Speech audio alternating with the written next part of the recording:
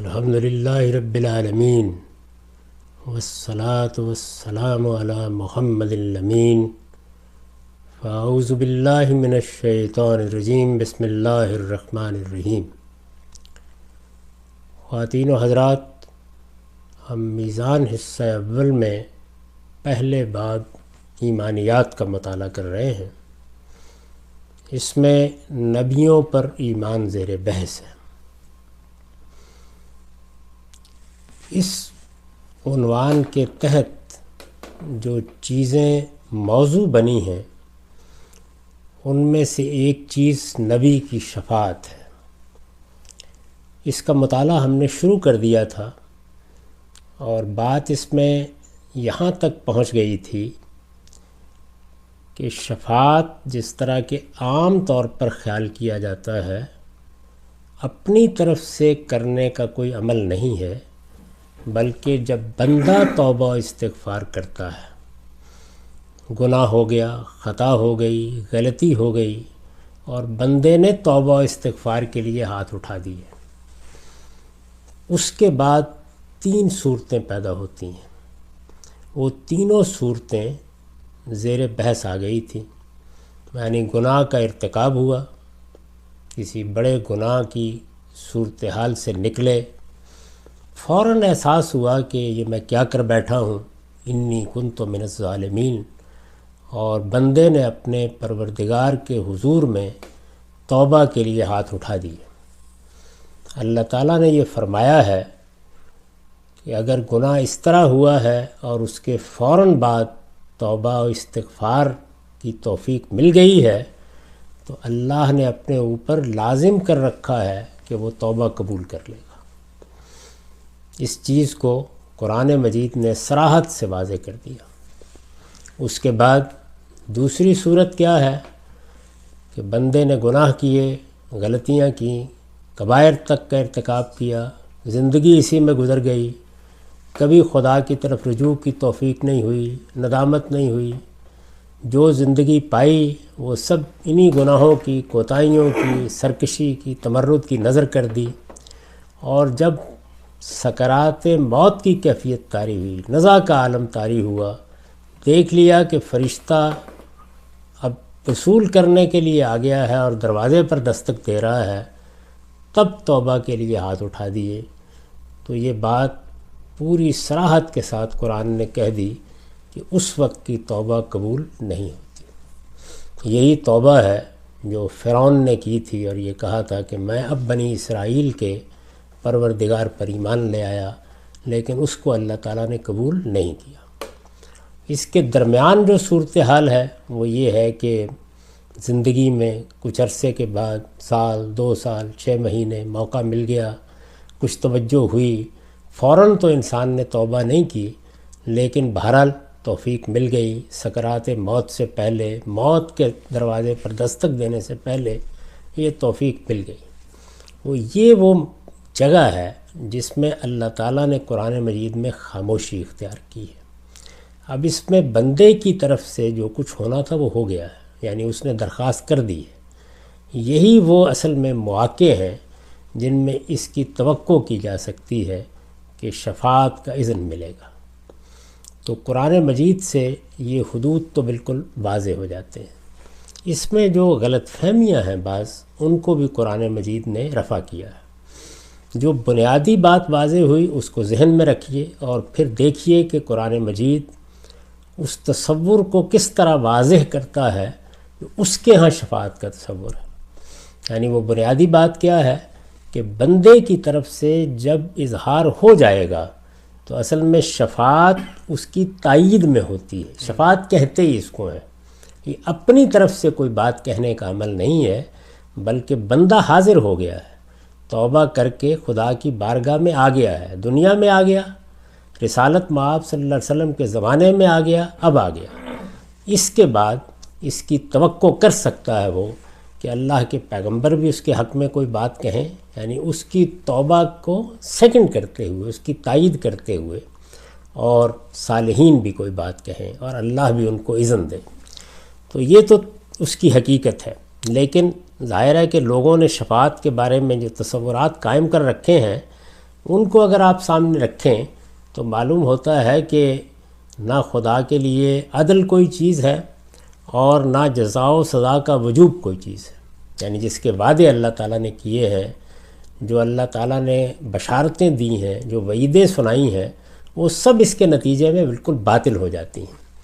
تو اس لیے یہ ضروری ہے کہ یہ بھی دیکھا جائے کہ اللہ تعالیٰ خود شفاعت سے متعلق کیا حدود بیان کرتے ہیں۔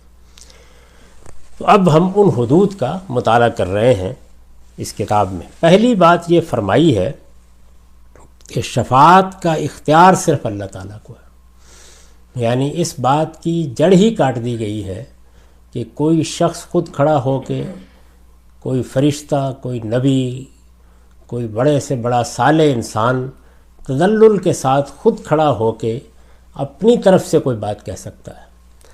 پہلی بنیادی بات یہ فرمائی کہ شفاعت کا اختیار صرف اللہ تعالیٰ کو ہے، اس کی اجازت کے بغیر کوئی شخص بھی شفاعت نہیں کر سکتا۔ یعنی شفاعت کا اختیار صرف اللہ تعالیٰ کو ہے۔ اس کا مطلب کیا ہے؟ مطلب یہ ہے کہ یہ فیصلہ اللہ تعالیٰ کریں گے کہ کیا کسی کے لیے شفاعت کا اذن دینا ہے یا نہیں دینا۔ یعنی بالکل اس کو یوں سمجھیے کہ اللہ کی بارگاہ میں بندہ پیش ہو گیا ہے، توبہ استغفار کا بدرقہ لے کر پہنچ گیا ہے، اللہ تعالیٰ نے اس کی بات سنی اور رحم، کرم اور عنایت کا فیصلہ کر لیا، اور پھر یہ فرمایا کہ کوئی پیغمبر، کوئی فرشتہ، کوئی صالح انسان یا سب صالح انسان اس کے بارے میں کیا کہتے ہیں۔ تو گویا یہ وہ چیز ہے جس کو وہاں بیان کیا ہے، یہاں منافقین کو توجہ دلائی ہے کہ تم بھی اپنے ہاتھ اللہ کی بارگاہ میں اٹھاؤ اور پیغمبر بھی تمہارے لیے یہ بات کرے۔ تو ظاہر ہے گویا پیغمبر کو اذن دیا جا رہا ہے کہ آپ ان کے حق میں اب دعا کریں، آپ ان کے حق میں استغفار کریں۔ اب وہ وقت آ گیا ہے کہ یہ توبہ کے لیے حاضر ہو گئے ہیں، تو آپ بھی اپنی بات ان کے ساتھ شامل کر دیں۔ تو توبہ کا رویہ خود انسان نے اختیار کرنا ہے، اور اللہ تعالیٰ کی طرف سے اس کی توبہ کی قبولیت کا ایک درجہ یہ ہے کہ یہ اذن مل جاتا ہے کہ اب کوئی کہنا چاہتا ہے یا کچھ اس کے حق میں بات کرنا چاہتا ہے تو وہ کرے۔ اس کو قرآن مجید نے بہت وضاحت سے بیان کیا ہے۔ پہلی بات یہ فرمائی ہے کہ شفاعت کا اختیار صرف اللہ تعالیٰ کو ہے، اس کی اجازت کے بغیر کوئی شخص بھی شفاعت نہیں کر سکتا، یہاں تک کہ اس کے مقرب فرشتے بھی اپنی طرف سے آگے بڑھ کر کوئی بات نہیں کہہ سکتے۔ یعنی سب سے زیادہ جو اللہ کے ہاں قرب حاصل ہے وہ اس کے فرشتوں کو حاصل ہے، جبریل امین کو، ان فرشتوں کو کہ جو عرش الہی کو پکڑے ہوئے ہیں، تھامے ہوئے ہیں، ان فرشتوں کو کہ جو ملائے اعلیٰ میں ہیں، ان فرشتوں کو جن کے بارے میں قرآن مجید نے یہ بتایا ہے کہ اللہ تعالیٰ نے خصوصی درجہ دے رکھا ہے۔ تو ارشاد فرمایا ہے کہ اس کے مقرب فرشتے بھی اپنی طرف سے آگے بڑھ کر کوئی بات نہیں کہہ سکتے۔ اس لیے پہلے خدا کو راضی کرنا ضروری ہے۔ یعنی ترتیب کیا ہے؟ ترتیب یہ نہیں ہے کہ کسی اور کا دامن پکڑ لیا، کسی فرشتے سے معاملہ کر لیا، کسی پیغمبر سے معاملہ کر لیا، کسی انسان سے معاملہ کر لیا۔ پہلے اس پروردگار کو راضی کیا جائے کہ وہ کسی کی شفاعت سننے کے لیے تیار ہو جائے۔ اس لیے پہلے خدا کو راضی کرنا ضروری ہے تاکہ شفاعت کا اذن ملے اور وہ قبول بھی ہو جائے۔ یعنی اجازت پہلے ہونی ہے، کسی نے بات کرنی ہے تو اللہ کے اذن کے بغیر وہ بات نہیں کر سکتا۔ تو اس کو قرآن مجید نے بیان کیا، کئی جگہوں پر بیان کیا ہے۔ یہ میں نے 2 مقامات کا انتخاب کیا۔ اس میں سورہ زمر ہے، 43-44 آیت ہے۔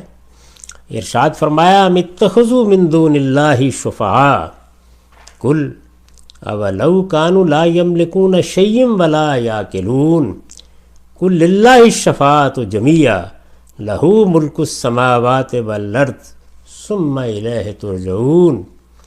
کیا انہوں نے اللہ کے مقابل میں دوسروں کو سفارشی بنا رکھا ہے؟ یعنی پہلا ہی جملہ بہت سخت تہدید کا ہے۔ کیا انہوں نے اللہ کے مقابل میں دوسروں کو سفارشی بنا رکھا ہے؟ ان سے کہو اگرچہ وہ کچھ اختیارات نہ رکھتے ہوں اور نہ کچھ سمجھتے ہوں، کہو کہ سفارش تمام تر اللہ ہی کے اختیار میں ہے۔ یعنی یہ ایسا نہیں ہے کہ کچھ لوگ اس منصب پر فائز کر دیے گئے ہیں، وہ اللہ تعالیٰ کا دامن پکڑ لیں گے، وہ خود آگے بڑھ جائیں گے، وہ کوئی بات کر لیں گے۔ تو ارشاد فرمایا کہ یہ تمام تر اللہ کا اختیار ہے، زمین اور آسمانوں کی بادشاہی اسی کی ہے، پھر تم اسی کی طرف لوٹائے جاؤ گے۔ یعنی یہ اختیار کی نفی کر دی کہ اللہ اختیار رکھتا ہے، جس طرح وہ سزا کا اختیار رکھتا ہے، جزا کا اختیار رکھتا ہے، کرم، رحمت، عنایت کا اختیار بھی اسی کا ہے۔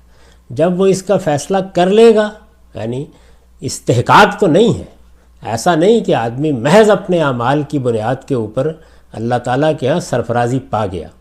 استحقاق کا معاملہ تو اگر ہے تو پھر تو ظاہر ہے کوئی ضرورت ہی نہیں ہے، لیکن اللہ کے کرم، اللہ کی نوازش کی ضرورت ہے کہ وہ توبہ قبول کر لے، معاف کر دے، انسان کے مجموعی رویے کی بنیاد پر عنایت فرمائے۔ تو یہ عنایت کا فیصلہ اللہ تعالیٰ کریں گے۔ اگر وہ عنایت کا فیصلہ کر لیتے ہیں، گویا راضی ہو گئے، کرم فرمائی کے لیے راضی ہو گئے، عنایت کے لیے راضی ہو گئے، رحمت کے لیے راضی ہو گئے، تو اب کوئی دوسرا بھی بات کر سکتا ہے۔ تو شفاعت گویا اللہ کے اختیار میں ہے، یہ اللہ کے اختیار سے باہر کہیں نہیں پائی جاتی۔ دوسری آیات ہیں 26-27 سورہ انبیاء کی، وَقَالُوا اتَّخَذَ الرَّحْمَنُ وَلَدًا سُبْحَانَهُ بَلْ عِبَادٌ مُّكْرَمُونَ لا يسبقونہ بالقول وہم بامرہ یعملون۔ سب سے بڑھ کر فرشتوں ہی کے بارے میں یہ کہا جا سکتا تھا، تو یہ صاف صاف الفاظ میں فرما دیا۔ یہ کہتے ہیں کہ خدائے رحمان کی اولاد ہے، وہ اس تہمت سے پاک ہے۔ یعنی وہ فرشتوں کو، جو مخاطبین ہیں قرآن کے یہاں، وہ فرشتوں کو خدا کی بیٹیاں سمجھتے تھے، اور جس طرح سے بیٹیاں باپ کے گلے میں باہیں ڈال دیتی ہیں اور بات منوا لیتی ہیں، کم و بیش ایسا ہی تصور قائم کیا ہوا تھا۔ تو قرآن مجید نے کہا کہ پہلے تو یہ بات ہی بے بنیاد ہے، اللہ کے اولاد، یہ تو اللہ پر تہمت ہے۔ یہ کہتے ہیں کہ خدائے رحمان کے اولاد ہے، وہ اس تہمت سے پاک ہے۔ فرشتے جن کو یہ احمق خدا کی بیٹیاں سمجھتے ہیں، وہ اس کی اولاد نہیں بلکہ مقرب بندے ہیں، وہ اس کے حضور کبھی بڑھ کر نہیں بولتے اور اس کے حکم کی تعمیل کرتے ہیں۔ یعنی یہ جو فرمایا کہ لا یسبقونہ بالقول، تو مطلب یہ ہے کہ اس کی بارگاہ میں اپنی طرف سے بات کرنے کا ان کو بھی کوئی یارہ نہیں ہے۔ تو کسی پر بھی انسان کو یہ بھروسہ نہیں رکھنا چاہیے کہ اللہ تعالیٰ کے مقابل میں کھڑا ہو کر وہ کوئی بات کہہ سکے گا یا اپنی طرف سے کوئی سفارش پیش کر سکے گا۔ اللہ کا اذن ہوگا، اس کے بعد ہی اس کا امکان ہے۔ اس اصول کو ذہن میں رکھیے جو اوپر کی آیت میں بیان ہو گیا کہ للہ الشفاعۃ جمیعا، سفارش تمام تر اللہ ہی کے اختیار میں۔ تو پہلی بات جو قرآن مجید نے واضح فرمائی وہ سفارش کے بارے میں یہ ہے۔ دوسری بات یہ فرمائی ہے کہ اذن الہی کے بعد بھی اسی کے بارے میں زبان کھولنے کی اجازت ہوگی جس کے لیے اللہ پسند فرمائے گا۔ یعنی اذن مل گیا، کسی فرشتے کو مل گیا، کسی پیغمبر کو مل گیا، پیغمبروں کو مل گیا، صالح انسانوں کو مل گیا کہ کوئی بات کہنی ہے تو کہیے، لیکن کیا جس کے بارے میں چاہیں گے کہہ دیں گے؟ یعنی ان کی اپنی پسند ناپسند کے اوپر سفارش کا اختیار ہوگا۔ ارشاد فرمایا ہے کہ اذن الہی کے بعد بھی اسی کے بارے میں زبان کھولنے کی اجازت ہوگی جس کے لیے اللہ پسند فرمائے گا۔ کوئی شخص اپنی مرضی سے کسی کے متعلق کوئی بات نہ کر سکے گا۔ یعنی یہ اللہ کا اذن ہے کہ سفارش اب موقع آ گیا ہے کی جائے، اور یہ بھی اللہ کا اذن ہوگا کہ کس کے بارے میں کی جائے۔ دونوں باتوں کا اذن وہاں سے ملے گا۔ تو دوسری بات یہ ہے، سورہ انبیاء ہی میں 21 سے 28 آیات ہیں۔ سورہ انبیاء 21ویں سورہ ہے اور 28 آیت ہے۔ یعلم ما بین ایدیہم وما خلفہم ولا یشفعون الا لمن ارتضی وہم من خشیتہ مشفقون۔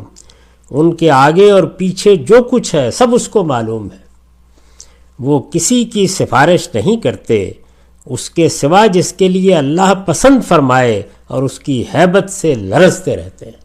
یعنی اس کی بارگاہ میں مقرب فرشتوں کا معاملہ بھی یہ ہوتا ہے کہ اس کی ہیبت سے لرز رہے ہوتے ہیں اور بات اسی کے بارے میں کرنے کی جسارت کرتے ہیں یا کر سکتے ہیں جس کے لیے اللہ پسند فرمائے۔ تو پہلی بنیادی بات یہ ہے۔ اس کے بعد سورہ طٰہٰ میں 109 110 آیات میں فرمایا ہے یومئذ لا تنفع الشفاعۃ الا من اذن له الرحمن ورضی له قولا یعلم ما بین ایدیہم وما خلفہم ولا یحیطون بہ علما۔ اس دن شفاعت نفع نہ دے گی الا یہ کہ رحمان کسی کو اجازت دے، یعنی رحمان کسی کو اجازت دے، کیونکہ اختیار سارا اللہ کا ہے۔ تو پہلی بات کیا ہے کہ رحمان اجازت دے اور اس کے لیے کوئی بات کہنا پسند کرے، یعنی یہ کہ کس کے لیے بات کہنی ہے یہ بھی اللہ کی پسند پر ہے، وہ کس کو اذن دیتے ہیں، کس کو اجازت دیتے ہیں، اس لیے کہ وہ ان کے آگے اور پیچھے جو کچھ ہے اس کو جانتا ہے اور ان کا علم اس کا احاطہ نہیں کر سکتا۔ یعنی کون ہے کہ جو اس کے علم میں کوئی اضافہ کرے؟ ایک ایک چیز اللہ کے علم میں ہے، وہ جانتا ہے بندے نے کیا کیا، بندے کا علم کا حال کیا تھا، بندے کے عمل کا حال کیا تھا، کیا توشہ لے کر آیا ہے، اس کے پاس نامہ اعمال میں کیا خیر ہے کیا شر ہے۔ تو چونکہ کوئی چیز اللہ سے چھپی ہوئی نہیں ہے تو اس وجہ سے وہ فیصلہ کرے گا کہ اب یہ رحمت کا مستحق ہے، کوئی سفارش کرے، کوئی کہنا چاہتا ہے تو کہے، اور پھر یہ کہ یہ بندہ ہے جو اس کا مستحق ہو گیا ہے کہ اب اللہ اس کے لیے رحمت ہی کا فیصلہ کرنے والے ہیں۔ تو گویا سفارش کا مرحلہ اس وقت آتا ہے۔ تو دوسری بات یہ فرمائی۔ تیسری بات یہ فرمائی ہے کہ جس کے لیے اللہ پسند فرمائے گا اس کے متعلق بھی وہی بات کہی جائے گی جو ہر لحاظ سے صحیح ہوگی۔ یعنی اللہ کا علم ہر چیز کا احاطہ کیے ہوئے ہے، اللہ کا عدل ہر چیز پر حاوی ہے، اللہ کی رحمت زمین و آسمان کی وسعتوں پہ چھائی ہوئی ہے۔ تو اس لیے جس نے بھی کوئی بات کرنی ہے وہ صحیح بات کرے گا، یعنی واقعتاً مستحق ہو گیا ہے، واقعتاً یہ بندہ وہاں پہنچ گیا ہے کہ اس کی توبہ قبول ہونی چاہیے، اس پر اللہ کی رحمت ہونی چاہیے۔ تو جو کچھ بھی کہا جائے گا وہ صحیح بات ہوگی۔ عام طور پر تو انسان خیال کرتا ہے نا کہ چلیے جی ہمارا بڑا رشتہ ہے، بڑا تعلق ہے، ہمارا بڑا زور ہے، اثر ہے، کچھ تدلل کی کیفیت ہوتی ہے تو اس میں ہم منوا لیں گے اپنی بات۔ ان سب باتوں کی نفی کرتی ہے، یعنی یہ بتا دیا ہے کہ اختیار بھی میرا ہے، میں اس کائنات کا خالق ہوں، بندے میرے ہیں، میرا اختیار ہے، میں سفارش کے بارے میں فیصلہ کروں گا کہ اب اس کی اجازت ہے، تو تب کوئی بولنے کی جسارت کرے گا۔ جس کو کہوں گا، جس کو اذن دوں گا وہی بات کرے گا، جس کے حق میں اذن دوں گا اسی کے حق میں بات کی جائے گی، اور جو بات کی جائے گی وہ ہر حال میں صحیح بات ہونی چاہیے۔ چنانچہ سورہ نبا کی یہ دیکھیے 38 آیت ہے، لا یتکلمون الا من اذن له الرحمن وقال صوابا۔ اس دن جب وہی بولیں گے جنہیں رحمان اجازت دے اور وہ صحیح بات کہیں۔ یعنی جب خدا کی بارگاہ میں لوگ پیش ہوں گے اور محشر کا بازار گرم ہوگا، اور جب اللہ تعالیٰ کے ہاں جواب دہی کے لیے لوگوں کو اٹھایا جائے گا تو فرمایا کہ اس دن کوئی بات کرنے کی جسارت نہیں کر سکے گا، نہ اپنے لیے نہ کسی دوسرے کے لیے۔ رحمان اجازت دے گا تو اس کے بعد کوئی شخص زبان کھول سکے گا۔ اور دوسری بات کیا ہے؟ وقال ثوابا، بات ٹھیک ہونی چاہیے۔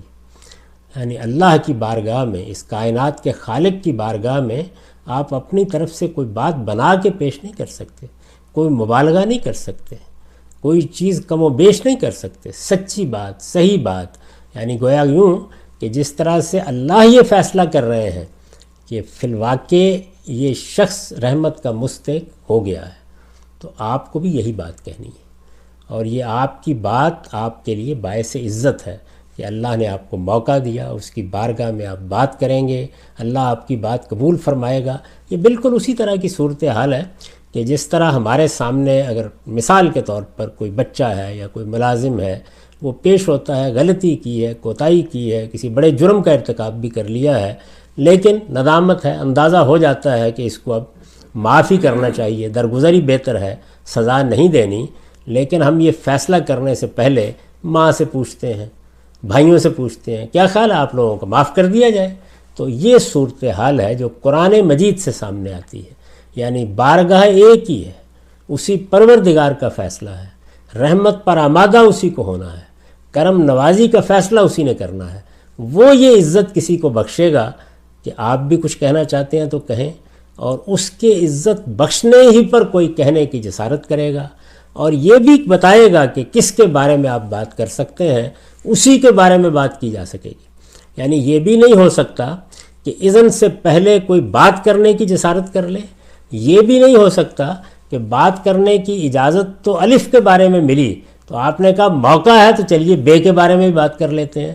نہیں، فرمایا یہ دوسرا فیصلہ بھی اللہ ہی کرے گا کہ کس کے بارے میں بات کی جائے، اور بات آپ نہ بنا سکتے، نہ بڑھا سکتے، نہ کم کر سکتے، آپ کو ٹھیک سچی بات کرنی ہے، یعنی جو آپ کے نزدیک صحیح چیز ہے، آپ مستحق سمجھتے ہیں کہ یہ آدمی باوجود اس کے کہ اس نے گناہ کیا ہے، باوجود اس کے کہ غلطی کی ہے، لیکن یہ کرم کا، عنایت کا مستحق ہے، اگر آپ دیانتداری سے یہ سمجھتے ہیں تو یہ صحیح بات ہی آپ کو کہنے کا وہاں موقع ملے گا۔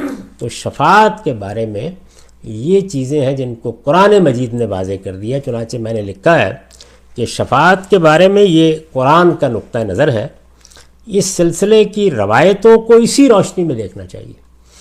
یہ بات پر بار بار توجہ دلا چکا ہوں کہ ہمارے ہاں ایک بڑا سانحہ یہ ہوا ہے کہ قرآن مجید جو 4 کارنرز متعین کرتا ہے، ہم اس کا لحاظ کیے بغیر روایات کی طرف رجوع کرتے ہیں اور ترتیب الٹ دیتے ہیں، یعنی پہلے روایات، قصے وہ ہمارے سامنے آتے ہیں، اور پھر ان کی روشنی میں جب ایک چیز طے کر لیتے ہیں تو قرآن مجید کیا کہہ رہا ہے، کیا حدود طے کر رہا ہے، اس کو بالکل نظر انداز کر کے یا تو متوازی باتیں بیان کر دیتے ہیں، اور یا قرآن مجید کی ان کی روشنی میں تعویل کرنا شروع کر دیتے ہیں، اور وہ تعویلات ایسی ہوتی ہیں کہ خدا و مصطفیٰ را ہم خبر نیست، یعنی ایسی تعویلات کہ جن کو نہ قرآن مجید کے الفاظ قبول کرتے ہیں، نہ اس کا سیاق و سباق قبول کرتا ہے، نہ بحیثیت مجموعی قرآن دین کا جو تصور پیش کرتا ہے اس کو قبول کرتا ہے۔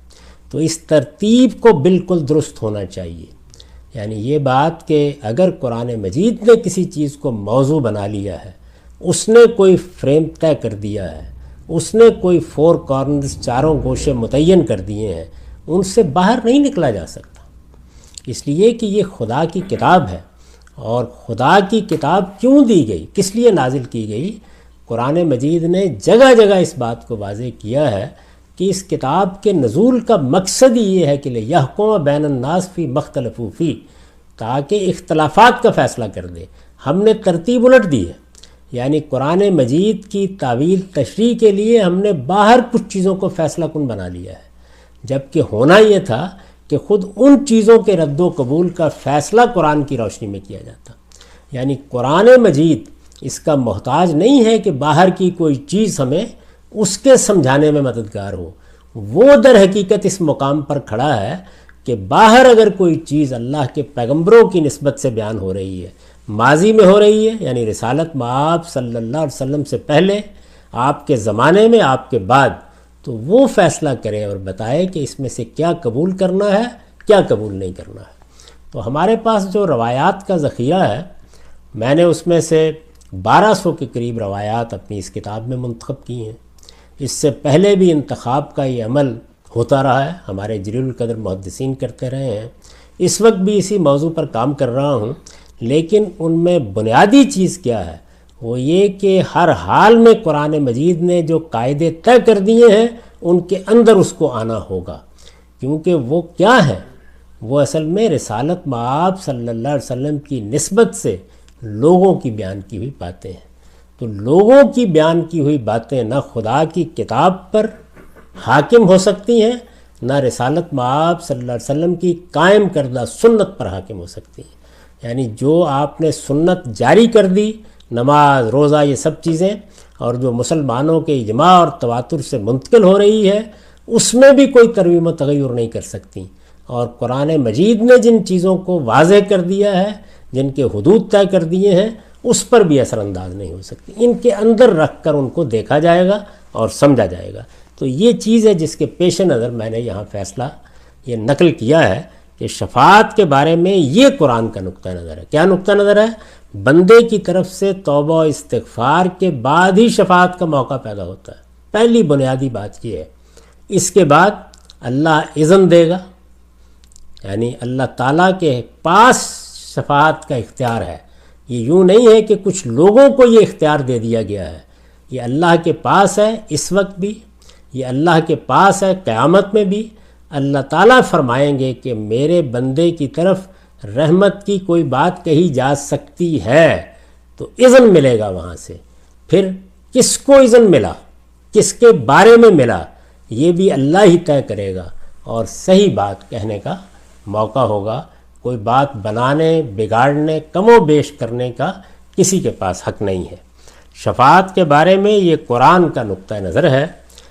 اس سلسلے کی روایتوں کو اسی روشنی میں دیکھنا چاہیے، یعنی یہ جملہ کیوں لکھا گیا ہے؟ تاکہ ترتیب بالکل واضح ہو جائے۔ یعنی آپ یہاں سے دیکھیں گے قرآن مجید نے جو چیزیں طے کر دی ہیں، ایک ایک روایت کو اس کے مطابق دیکھا جائے گا، اور اگر اس میں کوئی ایسی چیز ہے کہ جو بظاہر اس کے خلاف نظر آتی ہے تو تعویل قرآن کی نہیں ہوگی، روایت کی تعویل ہوگی، یعنی اس کو سمجھانے کی کوشش کی جائے گی۔ اگر کوئی تخصیص عائد کرنی ہے تو اس پر کی جائے گی، اگر کوئی تغیر کرنا ہے تو اس میں تجویز کیا جائے گا، اور اگر اس کے باوجود کوئی تعویل نہیں ہوتی تو پھر راویوں کے تصرفات سمجھ کر نظر انداز کر دیا جائے گا۔ پوری بات پھر سن لیجئے۔ شفاعت کے بارے میں یہ قرآن کا نقطہ نظر ہے۔ اس سلسلے کی روایتوں کو اسی روشنی میں دیکھنا چاہیے، اور اس سے کوئی چیز متجاوز نظر آئے، یعنی یہ جو باتیں بیان کر دی گئی ہیں اگر ان سے متجاوز باتیں نظر آئیں، اور وہ آئیں گی، بعض چیزیں نظر آئے تو اسے راویوں کے تصرفات سمجھ کر نظر انداز کر دینا چاہیے۔ یعنی یہ سمجھ لینا چاہیے کہ راوی نے بات سننے میں غلطی کی ہے، بیان کرنے میں غلطی کی ہے، سیاق و سباق کو نظر انداز کر دیا ہے، بات کس موقع پر کس کے بارے میں کہی جا رہی تھی وہ چیز نظر انداز ہو گئی ہے۔ یہ ترتیب الٹ دینی ہے۔ یعنی میں بار بار توجہ دلا رہا ہوں اپنی کتابوں میں، اپنی گفتگوؤں میں، سوالات کے جوابات میں، کہ سب سے بڑی چیز جس کی طرف ہمیں توجہ کرنی ہے وہ ترتیب کو درست کرنا ہے۔ اس کو بدقسمتی سے بعض لوگ روایات کے انکار پر محمول کر لیتے ہیں۔ یہ انکار نہیں، ترتیب کو درست کرنے کا عمل ہے۔ یعنی قرآن مجید حکومت کرے گا۔ قرآن مجید بولتا ہے، اور بولتا کیسے ہے؟ خود کہتا ہے کہ یہ بلسان عربی مبین نازل ہوا ہے، واضح ترین عربی زبان میں، اور مبین کیا ہے؟ واضح کر دینے والی عربی۔ یعنی ہم جب واضح کا لفظ بولتے ہیں تو ایک لازم مفہوم ذہن میں آتا ہے، جبکہ اصل میں کیا ہے؟ واضح کر دینے والی عربی، ایسی عربی زبان میں ہے کہ جو کوئی ابہام نہیں چھوڑتی۔ یہ خیال کرنا کہ قرآن مجید میں جو باتیں ہیں وہ سمجھ میں نہیں آ سکتی، سب سے بڑھ کر سمجھ میں آنے والی چیز ہی قرآن ہے، کیونکہ یہ قرآن ہے کہ جو اللہ کی کتاب کی حیثیت سے ہمیں دیا گیا ہے۔ یہ قرآن ہے کہ جس میں اللہ تعالیٰ کے اپنے الفاظ میں بات نقل ہو گئی ہے۔ یہ قرآن ہے کہ جس کے نقل اور روایت میں کوئی انسان درمیان میں نہیں آیا کہ وہ اپنی طرف سے کوئی تغیر کر دے، تبدیلی کر دے، یا بات کے اپنے فہم کو داخل کر دے۔ اللہ ہی کے الفاظ ہیں، اور اللہ تعالیٰ کے یہ الفاظ ایک کتاب کی صورت میں ہیں۔ یعنی یہ بکھرے ہوئے جملے نہیں ہیں روایتوں کی طرح، ان کا سیاق ہوتا ہے، ان کا سباق ہوتا ہے۔ یہ ایک سورہ کے اندر بات بیان ہو رہی ہوتی ہے، وہاں موضوع کیا ہے، کس پس منظر میں بات ہو رہی ہے، سب کچھ واضح ہو جاتا ہے۔ تو قرآن مجید دین سے متعلق تمام محکمات کو بالکل واضح کر دیتا ہے۔ جب وہ واضح کر دیتا ہے تو اس کے بعد اب ظاہر ہے کہ اگر رسول اللہ صلی اللہ علیہ وسلم کی نسبت سے کوئی شخص زید بکر کوئی بات بیان کر رہا ہے تو وہ سر آنکھوں پر ضرور دیکھیں گے اس کو، لیکن دیکھتے وقت اس چیز کا لحاظ رکھیں گے کہ اس کو سمجھنے کے لیے قرآن کی ضرورت ہے، قرآن کو سمجھنے کے لیے اس کی ضرورت نہیں ہے۔ قرآن مجید تو یہ کہتا ہے کہ میری کسی بات میں کوئی اینچ پینچ ہے ہی نہیں، اس میں تم کوئی کجی پا ہی نہیں سکتے، اس میں نہ باطل دائیں سے داخل ہو سکتا ہے نہ بائیں سے داخل ہو سکتا ہے، یہ تو خدا کی آخری حجت ہے۔ یعنی آپ اندازہ کیجئے کہ قرآن مجید نے اپنا نام میزان رکھ لیا ہے، یہ ایک ترازو ہے، تولیے اس کے اوپر۔ تولنے کی چیز یہ ہے، آپ کے پاس آپ قدیم صحیفوں سے کوئی چیز لے آئے، آپ فلسفے سے کوئی چیز لے آئے، آپ علم کلام سے کوئی چیز لے آئے، آپ صوفیانہ مباحث سے کوئی چیز اٹھا لائے، آپ کسی کے اجتہاد کو پیش کر رہے ہیں، آپ کوئی روایت پیش کر رہے ہیں، یہ قرآن مجید ہے کہ جو اس میں یہ فیصلہ کرے گا کہ کیا قبول کرنا ہے اور کیا رد کرنا ہے۔ یہ میزان ہے، یعنی تولنا ہے اس کے اوپر، سونا ہے یا پیتل ہے، کیا چیز ہے جو آپ لائے ہیں، تو اس پر تولی جائے۔ اور اس کے بعد کیا کہا ہے کہ یہ اللہ تعالیٰ نے اللہ الذی انزل الکتاب والمیزان، کہ اللہ تعالیٰ نے یہ کتاب نازل کی ہے، گویا کہ ایک میزان نازل کی ہے، ایک ترازو نازل کی ہے، تولنے کی ایک چیز نازل کی ہے۔ کیوں نازل کی ہے؟ لیقوم الناس بالقسط، تاکہ لوگ دین کے معاملے میں ٹھیک جگہ پر آ جائیں، یعنی ان کے فکر میں، ان کے علم میں، ان کے عمل میں کوئی کج پیچ باقی نہ رہے۔ یہ کتاب اس مقصد کے لیے نازل کی گئی ہے، اس کتاب کا یہ ہونا چاہیے مسلمانوں کے ہاں۔ اور یہ میں نے خاص طور پر یہاں اس لیے تنبیہ کی یا توجہ دلائی ہے کہ ہمارے ہاں اللہ تعالیٰ کے حضور میں شفاعت کے باطل تصورات نے آخرت، جزا، سزا، عدل، ہر چیز کو بالکل درہم برہم کر کے رکھ دی ہے۔ اور وہ چیزیں پیدا کہاں سے ہوتی ہیں؟ وہ روایات سے پیدا ہوتی ہیں۔ اور روایات کا معاملہ یہ ہوتا ہے کہ رسول اللہ صلی اللہ علیہ وسلم نے کوئی بات فرمائی، کوئی خطبہ دیا، لوگوں کو کسی سوال کا جواب دیا، اب سننے والا اس کو اپنے ذوق سے اخذ کرتا ہے، اپنی صلاحیت کے لحاظ سے اخذ کرتا ہے، اور بعض اوقات بیان کرتے وقت نظر انداز کر دیتا ہے کہ بات کس موقع اور محل کی تھی، کسی خاص شخص کے بارے میں بات ہو رہی ہے۔ میں حدیث کا درس دے رہا تھا تو اس کے دوران میں اب مثال کے طور پر یہ روایت آ گئی کہ ایک بیوی جس کا بچہ فوت ہو گیا ہے، حضور اسے بشارت دے رہے ہیں جنت کی، تو وہ بیوی کون ہے؟ یعنی وہ ایک مومنہ ہے، وہ رسول اللہ صلی اللہ علیہ وسلم کے زمانے کی خاتون ہے، اس کو آپ کی صحابیہ ہونے کا شرف حاصل ہے۔ اب دیکھیے ایمان، اس کا صحابیہ ہونا، اس کا حضور کے پاس آنا، یہ ساری باتیں وہاں مقدر ہیں۔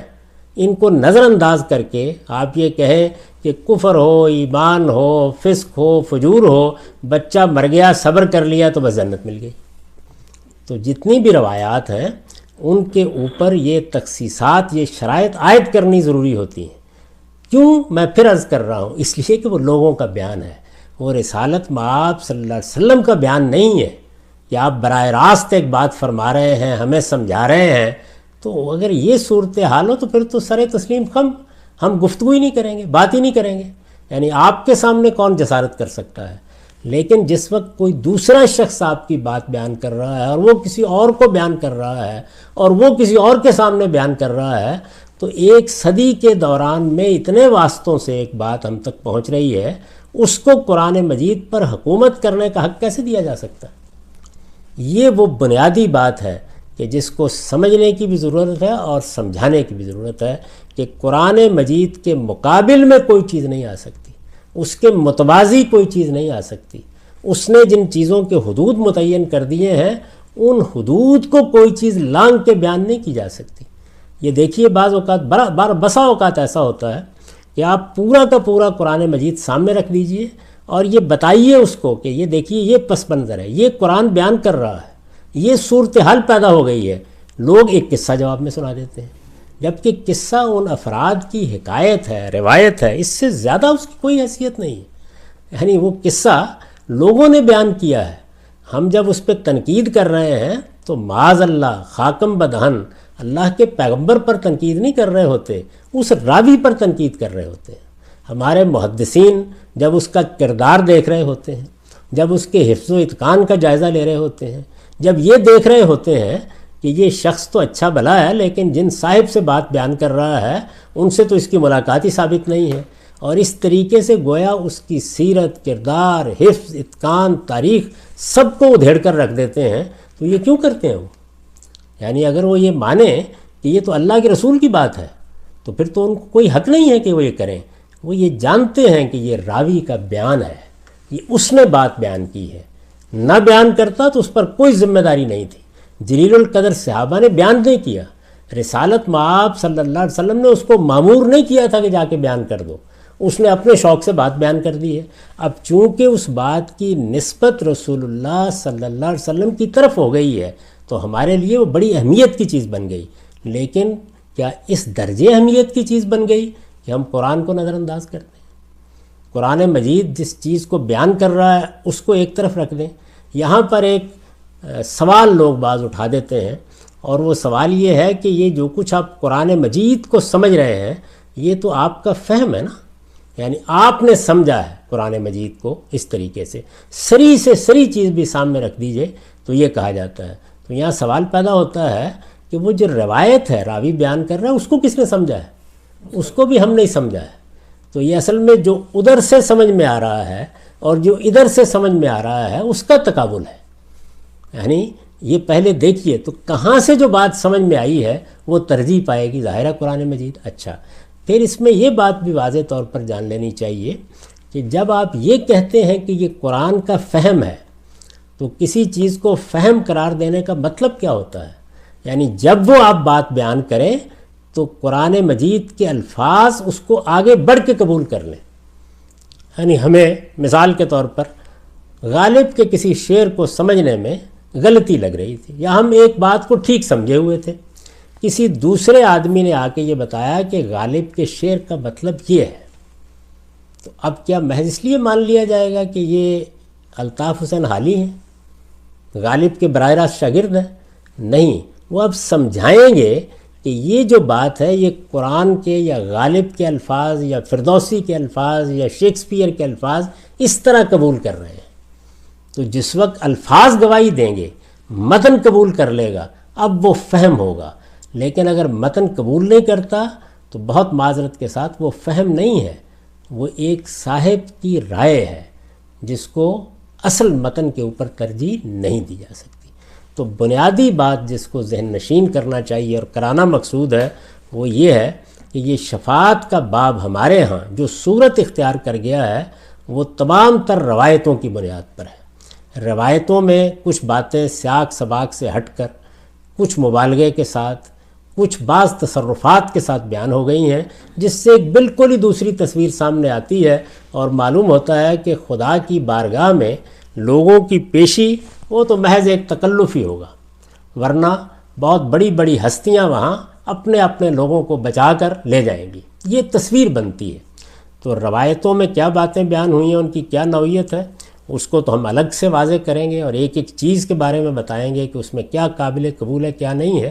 یہاں اصولی بات چونکہ کہی گئی تھی تو اس لیے میں نے توجہ دلائی، اور اس لیے توجہ دلائی کہ یہ سرسری معاملہ نہیں ہے، اس سے اصل میں اللہ تعالیٰ کا تصور، محشر کا تصور، آخرت کا تصور، جواب دہی کا تصور، عدل الہی کا تصور، روز جزا کا پورا فلسفہ بے بنیاد ہو جاتا ہے۔ تو اس لیے یہ ضروری تھا کہ یہ بیان کیا جائے کہ شفاعت اصل میں ہے کیا چیز، یعنی یہ شفاعت ہے کہ جو آخرت کے پورے تصور کو باطل کر دیتی ہے اگر اس میں غلطی ہو جائے۔